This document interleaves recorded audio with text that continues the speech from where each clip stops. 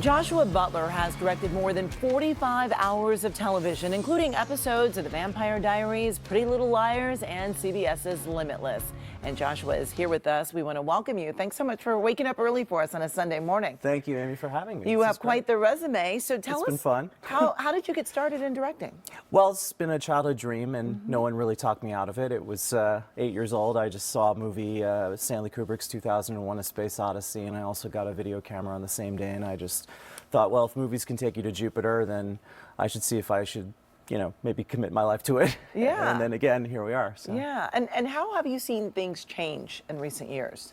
I think what's happened is that the budgets and the schedules for TV have gotten basically maintained, but the ambition, I think, has gotten a lot greater. They're expecting a feature film aesthetic in TV now. It's like little mini feature films as opposed to what television used to be, which was just a lot of, basically a filmed radio play where you had people talking. Now it's like, big action sequences and lots of epic emotion, and it's just become this really great hotbed of storytelling. Yeah, we viewers have gotten so spoiled. We expect so much. You do, every week. Every week. We have to keep, every episode has to be bigger than the last. Yes, exactly, yeah. Exactly, yeah. That's a lot of pressure. Yeah, and it is. We've seen a lot of production move out of LA, and you've done a lot of work outside, up in Vancouver and New York. I mean, do you see some of this changing, maybe coming back? Or?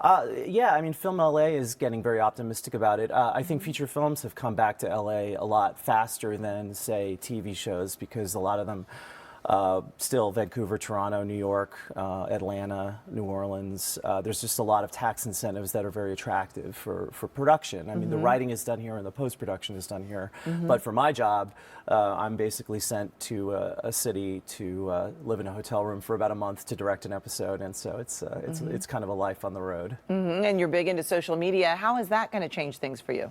Well, I just had to jump on the bandwagon. I mean, it wasn't something that when I started out, social media was not what it is today at all. Obviously, it was just in its infancy. So I think that it's important now to have a relationship with your audience and a relationship with your fans, because they're the ones who are going to support you. They're the ones who are going to find the shows that you work on and get excited when your name comes on screen, and then I get to share my experience and how much fun I had doing the shows. And you also have music videos in your credits. I do. I mean, tell us how that kind of differs from directing the music videos and a TV show. Well, I'm a music junkie. I've always loved music, and I've used music in my work in TV, and a lot of my fans know that. I've very much have a musical taste, and a lot of the artists that I work with are artists I discovered through the use of their songs on TV shows. So several of them become my friends, and I've done music videos for some of them, and it's sort of the placement of songs in TV shows have become really important for musicians and artists, because they